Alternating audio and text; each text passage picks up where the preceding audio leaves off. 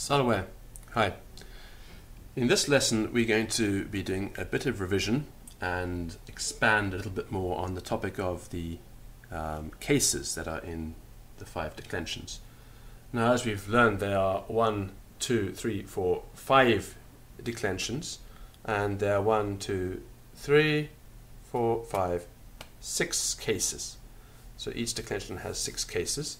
But in reality, they mostly have 5, except for in the second declension, when the vocative is different to the nominative for those words that end in us, like Marcus, Marce, Dominus, Domine.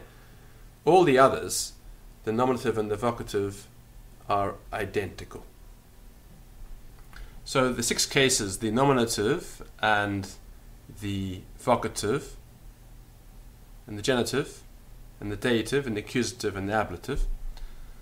We're going to run through these cases and say a little bit about each one. The nominative case is the name of the word itself when it forms the subject of the sentence. That's the thing that the verb is the thing that's doing the action of the verb, so to speak. It's the subject of the sentence, its topic. Generally speaking, but not always, it comes before the verb or it comes before the action, but that's not always the case. And it simply names the thing. So there's nothing going on with it, nothing is not going to or from or with or by. It's not engaged in anything, it's not being acted on, it's simply the thing itself. For example, the word we're going to use here, unkia, announce, unkia. So that's in the nominative case. Unkia, here it is, in the first declension, nominative, unkia. And it's in the first case, this first declension. So of course, its genitive is going to end in I. So unkia, unkiai. Very good so far. The genitive case, from the word gegno, I produce, is the productive case or the possessive case. In English, it's called the possessive. When any thing is produced by it or is possessed by it. So, as I said, we call it possessivus, the possessive in English. In Latin, sometimes it's called possessivus as well. And we know it by inner translation, using the word of to identify it. So the book of Mark. So of Mark is in the genitive case. Let's look at an example. Unkia, unkia in the nominative, and unkia camporai, an ounce of camphor. Unkia camporai. Because campora in the nominative, camporai in the genitive. So unkia, an ounce, that's the nominative, and of camphor, down here in the genitive, camporai. Unkia camporai. Very good. An ounce of camphor. The dative case is the giving case. From the word do, I give. It's the dative case. That's the giving case. We put it into our palms, or we put here on the back of our hands in the system that I'm using to help you remember the dative case. And it's used when something is given or something is added to something else. So we could say adde, that's adde, it's an imperative, it's a command form. You have to do it. Adde unkiai, add to an ounce. So adde unkiai, add to an ounce. Adde unkiai, add to an ounce of camphor. Camporai here in the genitive. So adde unkiai camporai. Adde unkiai camporai. Add unkiai to an ounce. Camporai of camphor. Adde unkiai camporai. The accusative case is the case of the noun when it comes after the verb, generally speaking, but that's very, very general. It's the object of the action of the verb. Now, we don't translate it in English in any way that's different, but we have to identify it in Latin.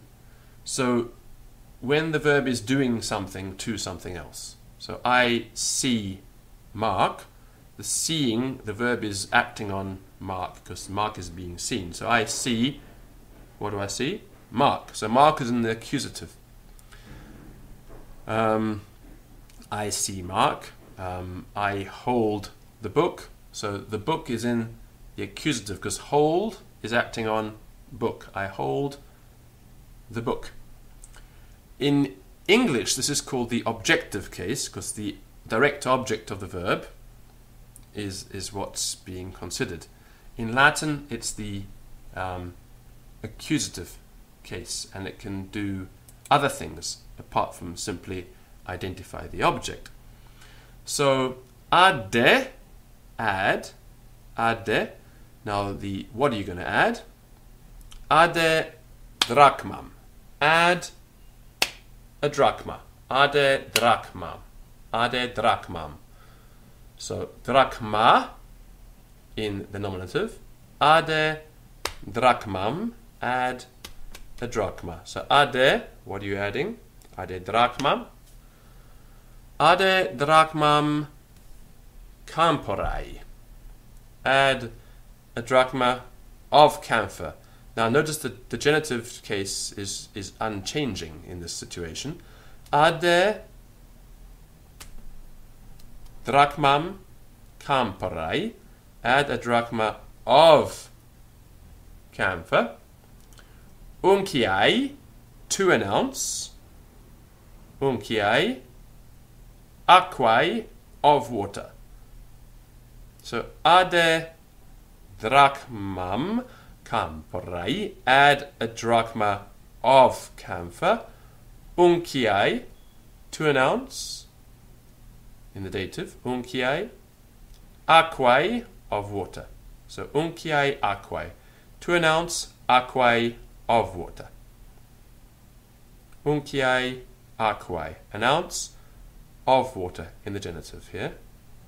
Unciai in the dative.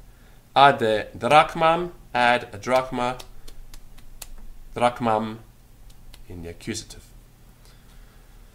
So the vocative case, which we mentioned before, only ever applies to the second declension, and only applies the second declension in nouns of the second that end in us.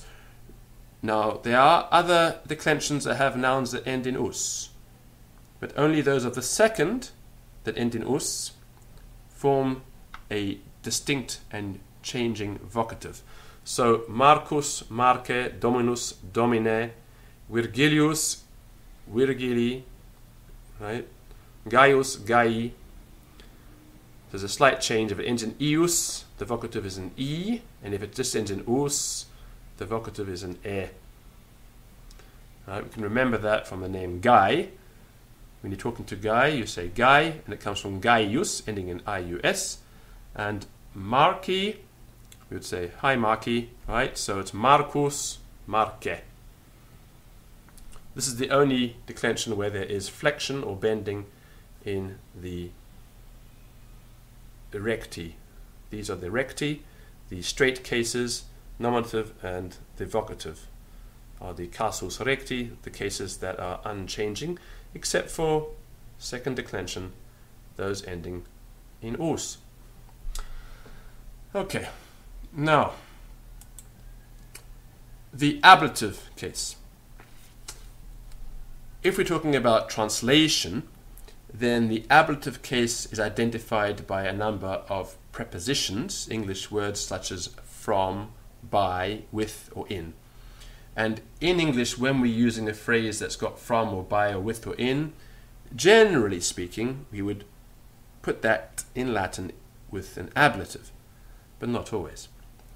And it's not always the case that an ablative in Latin will be rendered into English with the phrase with a preposition.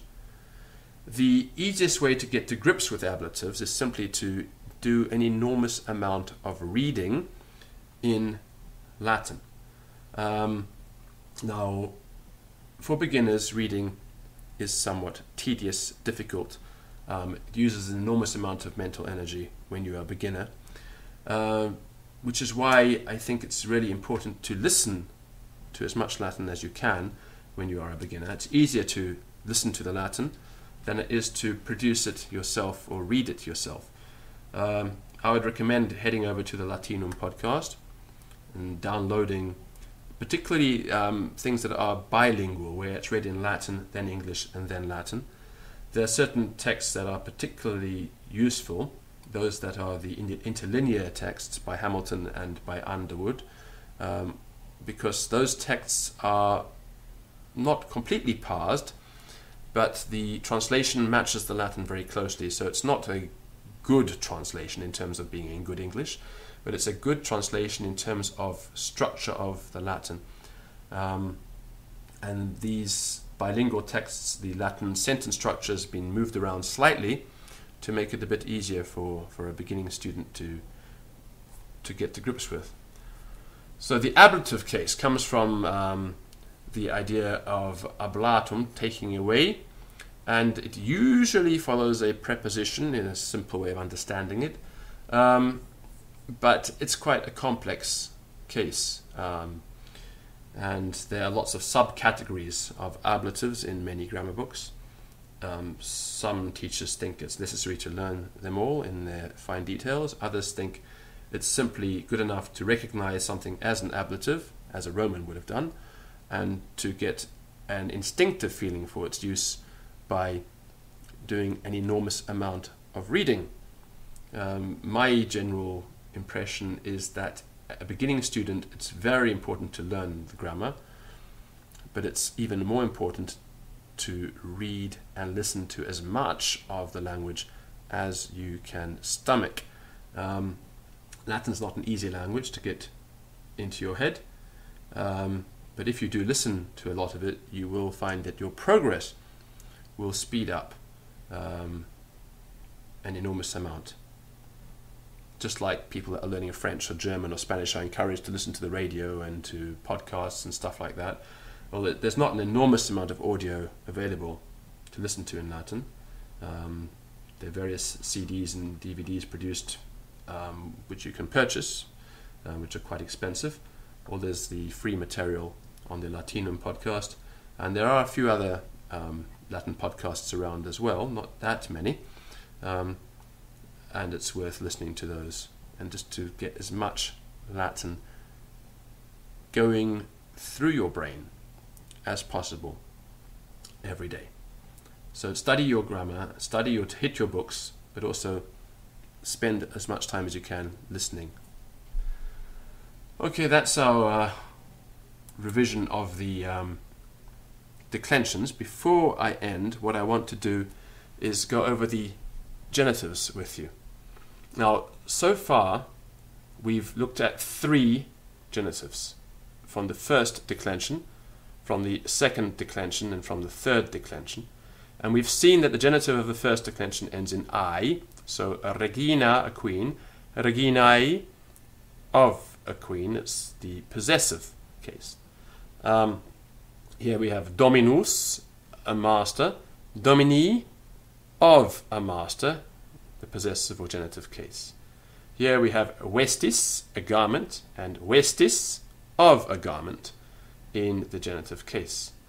These last 2, the ending here in the genitive is us, so domus, a house, domus, of a house, and ei, so res, a thing, rei, of a thing. Now, because this word res is so common, it's quite useful to learn this 5th declension quite early on. So res, rei, a thing, of a thing.